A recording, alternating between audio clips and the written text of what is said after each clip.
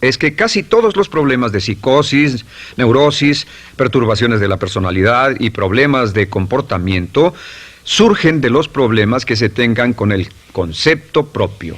Ahora observemos a los adultos. Aquí está nuestra personalidad adulta. Si nos observamos, podemos llegar a reparar nuestras bases, por así decirlo, repitiéndonos una y otra vez: me agrada mi persona, me agrada mi persona, me agrada mi persona, y llevamos ese concreto reparador hacia la base de nuestra personalidad. Los niños necesitan el amor como las rosas necesitan la lluvia. Los niños que carecen de amor a menudo mueren por escasez de amor. Es una enfermedad llamada marisma. Ahora, ¿qué más sabemos sobre los niños? Sabemos que los niños llegan al mundo con dos atributos notables. El primero es que no sienten temor. Los niños nacen sin temores. No temen a nada excepto a caerse y a los ruidos fuertes. Y esto se expresa en sus actitudes: yo puedo. Los niños llegan al mundo pensando que pueden hacer cualquier cosa, y quien haya criado a un niño hasta la edad de 3, 4 o 5 años sabe que debe pasar esos primeros años evitando que se maten, porque son como pilotos japoneses, porque no le tienen miedo a nada. Su segundo atributo es que llegan al mundo totalmente espontáneos.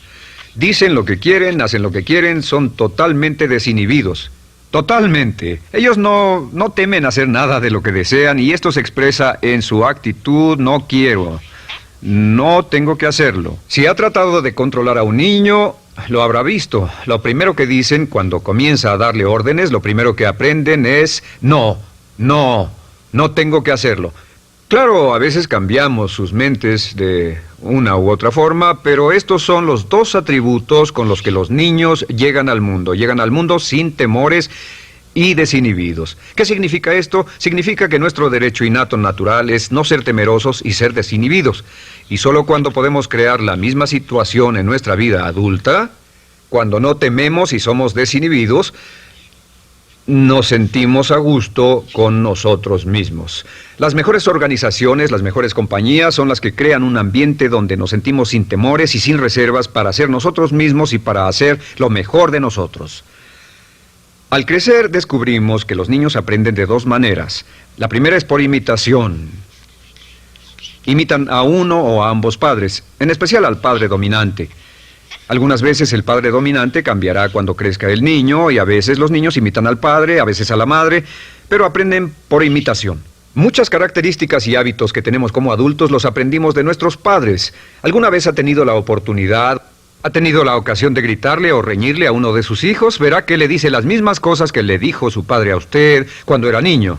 Así que imitamos. A veces imitamos su caminar, a veces su forma de hablar, a veces imitamos sus valores, sus creencias, etc. Aunque esos valores y esas creencias no tengan ningún valor. ¿Por qué?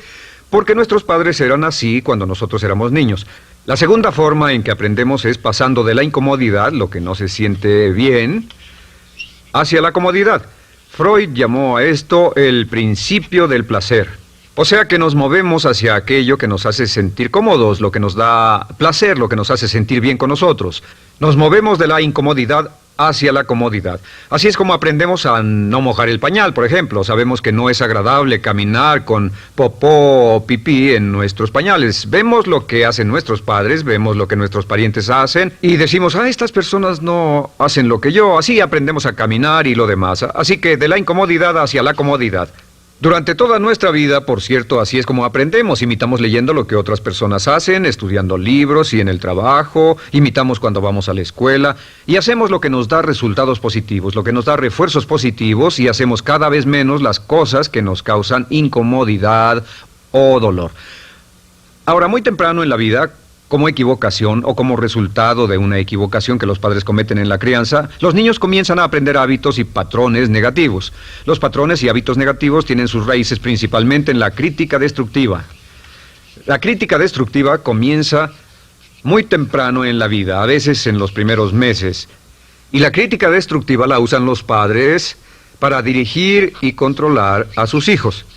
Desafortunadamente, tiene un efecto muy peligroso y dañino sobre nosotros, ya que la crítica destructiva tiende a minar la integridad de la personalidad del niño.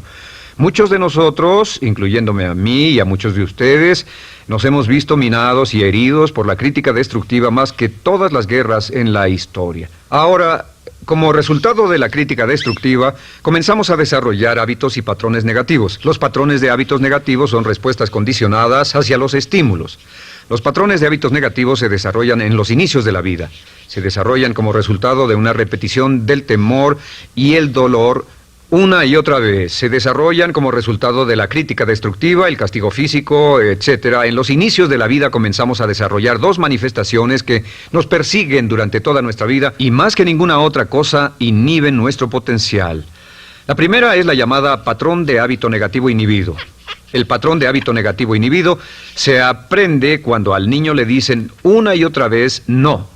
Aléjate de ahí, no toques eso, y se le castiga. Cuando el niño intenta algo nuevo, o se involucra con algo, o huele algo, o derrama algo, o rompe algo accidentalmente, el padre estalla y se enfada mucho.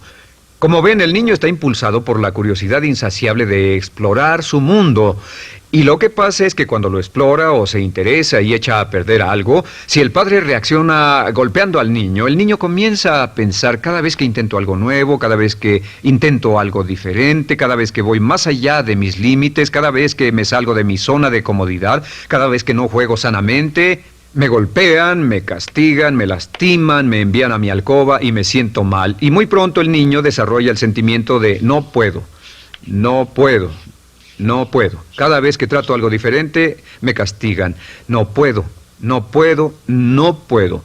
Es como la respuesta de Pavlov. Pavlov sonaba la campana y le daba de comer a un perro, y el perro salivaba y Pavlov alimentaba al perro. Mientras sonaba la campana, el perro salivaba y siguió haciendo eso, y después Pavlov solo sonaba la campana y el perro salivaba. Lo que pasa en la vida adulta es que esto crea lo que llamamos temor al fracaso. El temor al fracaso es una respuesta condicionada a un proceso de crítica destructiva que ocurre en los primeros 5 o 6 años de la vida. El temor al fracaso automáticamente nos activa, nos sentimos ansiosos, tensos, intranquilos, sentimos presiones y estrés en nuestro plexo solar, sentimos ganas de retirarnos del evento, y el temor al fracaso es la razón principal por los fracasos en la vida adulta. Es la razón principal por la que evitamos cumplir plenamente nuestro potencial. De hecho, todos los patrones de hábitos negativos se experimentan en el cuerpo físico. Puedes saber cuál es un patrón de hábito negativo porque se siente en el cuerpo físico, precisamente. El patrón de hábito negativo inhibido, el temor al fracaso, el no puedo, ocurre primero que todo en el plexo solar. ¿Ha tenido la ocasión donde debe hablar frente a un grupo, debe ir a una revisión de su desempeño o debe hacer una llamada determinante? Primero su plexo solar se aprieta. Si el temor continúa, su respiración se acelera. Su corazón comienza a latir apresuradamente, su frecuencia respiratoria aumenta y le duele la cabeza como migraña en la parte frontal, su garganta se le cierra y no puede hablar y se le seca la boca por completo, y como se pone tan tenso y asustado, va corriendo al baño. Estas son todas las manifestaciones. No hay peligro físico, pero sí peligro psicológico, una respuesta condicionada. Cuando sentimos estas cosas, la tendencia es retirarse de la situación que las ocasiona, y es la razón por la que no logramos mucho si retrocedemos. Es muy importante. El segundo patrón de hábitos negativos es el compulsivo. El patrón de hábito negativo compulsivo se aprende cuando a los niños se les dice una y otra vez: más vale que lo hagas. Si no lo haces, tendrás problemas o me las pagarás. A los niños se les convierte en recipientes del amor condicionado. Los padres no intentan hacer esto, pero lo que hacen es sugerirle al niño: no te amo, por lo tanto no estás a salvo, a menos y hasta que hagas lo que yo quiero. El niño crece sintiendo: tengo que hacer lo que quiera mi mamá. Debo complacerla, debo complacer a papá, debo complacer a los demás, debo complacer a mis parientes, y a veces debo complacer a mis semejantes, debo complacer a mis maestros, debo complacer a todo el mundo, y crecen con esto: debo. No puedo hacer lo que quiero hacer, debo hacer lo que complace a las demás personas. Este patrón de hábito negativo muy temprano en la vida se traduce en el temor al rechazo. El temor al rechazo lo experimentan los hombres como adultos como un comportamiento tipo A. Hablaremos del comportamiento tipo A posteriormente. El comportamiento tipo A es una necesidad compulsiva o excesivamente compulsiva de complacer de algún modo a alguien sin normas de comportamiento, prácticamente sin pensarlo. El temor al rechazo nos impulsa, nos hace muy sensibles a las necesidades de los demás. Hacemos cosas que otras personas quieren, no hacemos lo que nosotros queremos. Siempre estamos tratando de complacer a los demás. Tenemos preocupaciones o nos importan las opiniones, sentimientos y actitudes de otros hasta el punto donde ocultamos nuestras necesidades. El temor al rechazo se siente en la columna del cuerpo. Se divide el cuerpo a la mitad y se siente hacia abajo en la mitad posterior del cuerpo. El primer lugar donde comienza a sentirse el temor al rechazo es generalmente en los hombros y el cuello. Nos sentimos entumidos, duros, tensos. Cuando tenemos mucho que hacer sentiremos un estrés tremendo en la columna. Los músculos se estiran en la parte posterior. A veces se manifestará como flebitis y venas varicosas y a menudo nos darán dolores de cabeza en la parte posterior de esta porque las arterias carótidas que llevan la sangre hasta la cabeza, los músculos a su alrededor se contraen y la cantidad de sangre que fluye hacia la cabeza fluye más lentamente y se siente un terrible dolor de cabeza en la parte posterior. Estos dos temores, los patrones de hábitos negativos compulsivos, el compulsivo y el inhibitorio, son resultado de la crítica destructiva, el gran destructor de la personalidad que nos persigue durante toda la vida. Y lo maravilloso de todo esto es que como son patrones de hábitos aprendidos, podemos olvidarlos. Podemos acabar con el temor al fracaso que nos detiene. Podemos acabar con el temor al rechazo que hace que hagamos cosas que complacen a los demás en vez de complacernos a nosotros, trabajando con nuestra propia autoestima. Porque existe una relación inversa entre la autoestima y el patrón de hábitos negativos. Porque entre más se agrade a sí mismo, menos teme al fracaso.